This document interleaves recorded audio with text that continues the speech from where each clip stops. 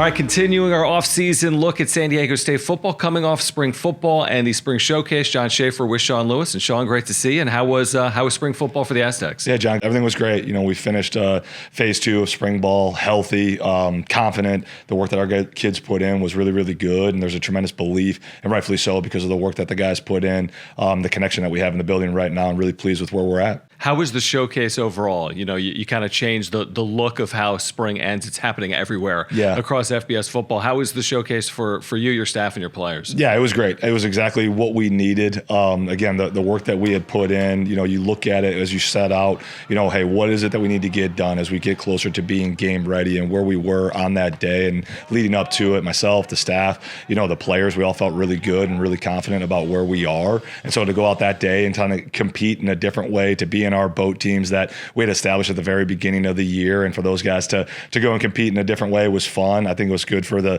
fans that were there to see and engage with our guys in a different way. And there's ways that we can continue to make that better and better, but I hope it to be a great new tradition, a great new way to connect the community and our team, and to have a good day of fun, and to compete just in a different way than the fans are used to seeing. You've talked about the importance of building chemistry with this 2025 group. Do you feel like an event like what played out during spring practice with the showcase is a way to do that? Yeah, absolutely. You know, it's just another one of the great days that we've had this year thus far, and sitting with the guys through all the exit meetings and everything. You know, I always want to ask them and get some feedback about, hey, like, what's been transformational, what's been impactful, and where do you have the most belief in our team right now? And they've talked about the new things, you know, that we've done, the connections that we have, the relationships that have been built. And because of that, the extra time that they're spending together away from the building, outside of the required football activities, and just how they know one another and how they're truly a team, which I think is truly a competitive advantage that we're excited to have as we go forward, especially in this whole NIL era that we are operating in. To have a team that's connected,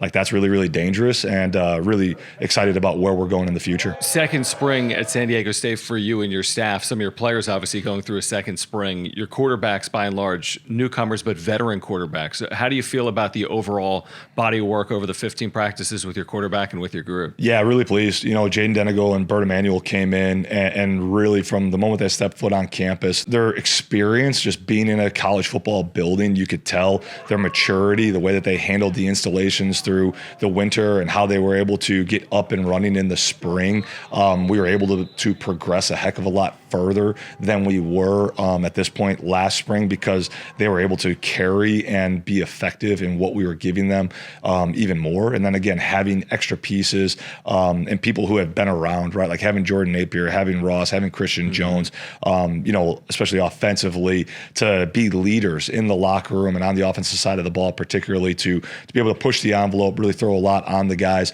and for them to receive it well. But feel really good about where we are as an offensive unit, as a program, and that's a lot of it is driven by the quarterbacks that we have in the building right now. You're coming off a period of another portal in FBS football where there was the spring portal. How do you feel about the work that you and your staff have been able to do to put your team in a position to be fully ready to go this fall? Yeah, feel great, right? I mean, the biggest thing that we've talked a ton about, and that our community's done an unbelievable job with, is that every time these portal windows open, there's key guys and key stakeholders and key individuals, right, that are the heart and the soul of our building. And every single one of those guys is still here in our building, right? We battled off some Power 4 schools that were sniffing around, and, you know, very, very proud of the work that our staff did and the commitment that the kids showed with that. And then we've been able to add some really great pieces here, you know, just a handful because of the work that we had done in the winter time. But, you know, as we came through the spring, identifying some more spots along the O-line, D-line in particular, where we really want to fortify those trenches. That was an area a year ago where we didn't have the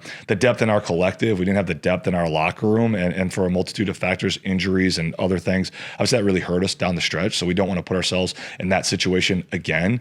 So we identified that, feel great about where we are, and excited. You know, guys got a little downtime right now, but excited to get them back in the summertime here and get rocking and rolling.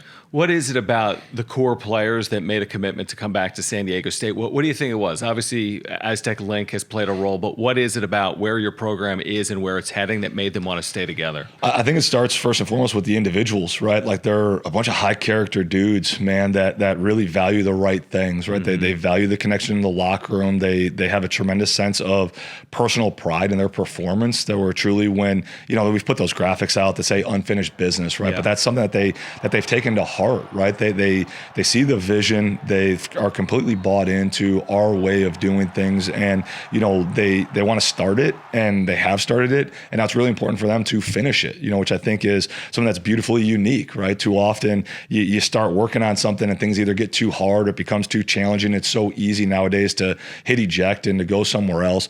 But these guys know and understand how crucial they are to the success of reestablishing the dominance of Aztecs football, the way that we're going to this year and the last year of the Mountain West, and as we go forward, because of the work in particular that this whole team has done, that this whole staff has done. And that starts with, the character of the club and the character of those young men that have decided to be here, to finish the work, to continue to do great work, and to build towards an amazing future.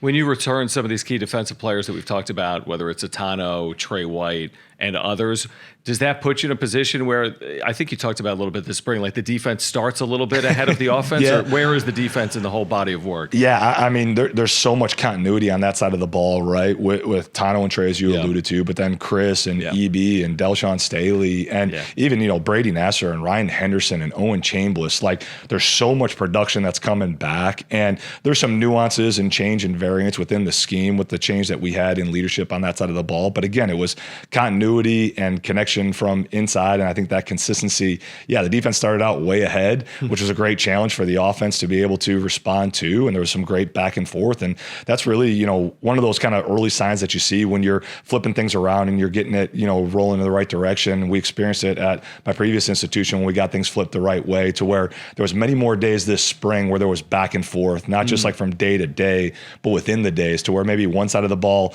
got the better of the other side of the ball early on, but then the next competitive period, the other side responded. And day after day, when you see that back and forth, knowing, there's a consistency and a really good level of play, that you're going to have something special when you have that good competitive nature going back and forth. So it's been fun to see. The energy and the enthusiasm in the building and all three phases right now has been really cool to see that continue to cultivate and grow. You touched on the depth that you've acquired here on the offensive line. What's that competition going to be like as you get into fall camp, as you've continued to add and put yourself in a position where you can, have that offensive line you need for 12 plus games? Yeah, it's going to be great, right? I mean, like, we're going to have 16 scholarship offensive linemen as we go into this summer and into training camp, which is vastly different from what it was a year ago.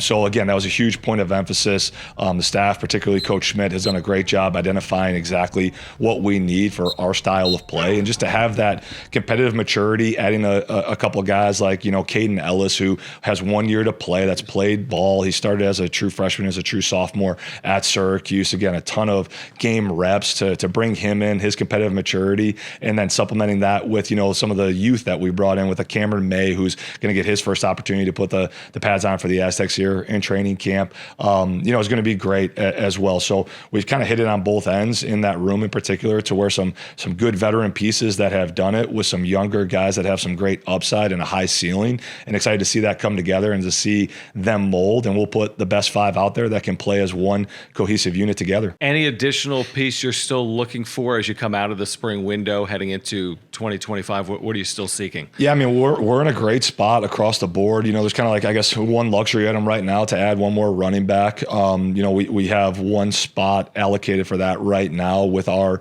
scholarship allotment. And so looking for a piece that's a pretty unique fit, obviously with the talent that we have in the room that we've spoken about, with the spring that Lucky and Christian had, and then obviously the young talent that we have, in that position room as well. So looking for one more running back as we go through, but everything else is pretty stable, and the staff is out hunting the 2026 class that we've gotten such a great head start on. And again, that's just a testament to the hard work everyone in the building has done, and the confidence and belief in the direction that the program's going forward. We haven't touched a ton on your tight ends here this offseason, but you graduate a couple, so you'll have some newcomers here in 2025. How do you feel about the group overall? Yeah, I feel great.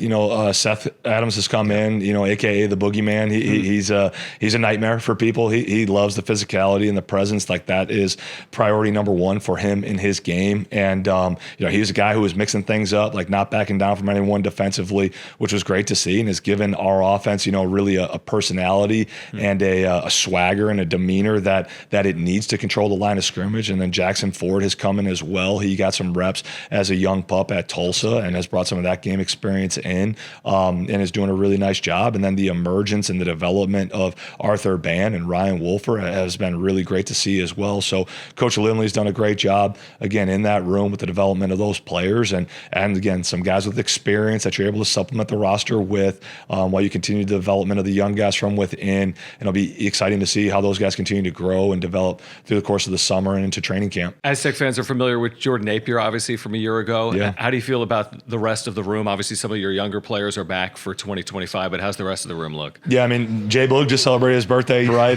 He's had a great spring, really productive, has really taken on a leadership role in that regard. Will Sanfarini had some moments where he really splashed on the scene, through spring ball, was hampered a little bit by a hamstring injury, but has done a nice job on the outside. And then, Jerry McClure, who had a really good training camp leading up to last season, was slowed a little bit by injuries, has reestablished himself and is doing a nice job. And then new additions with Miles Kitt-Denton and Jacob Bostic, each of whom, again, showed moments of flashes. And again, with their first installation, their first iteration, with all that we throw on the wide receivers, looking for them to take that next step in their progression, because they both have really great physical tools that we need to continue to build upon. And then, there's some nice complement pieces in the speed slot room that will work along with Jordan, that we're continuing to work through, with Heath McCree and Ben Scolari, and Parker Threat is going through his transition from quarterback to wide receiver. And then with Marcus and Jaden coming in this summer, two true freshmen that are posting some ridiculous track times right now as we speak, their senior year of high school, to be able to get them onboarded and to download the offense to them and see what they can do and see if there's some value that they can add as we move into this fall 2025. What happens with the next phase? So you're coming out of spring football. Fall camp is still weeks, if not a couple of months away. Yeah. What happens between now and fall camp? Yeah, so we get to finish strong in the classroom, right? Our team GPA goal is 3.0, and so looking to close on that, which will be great.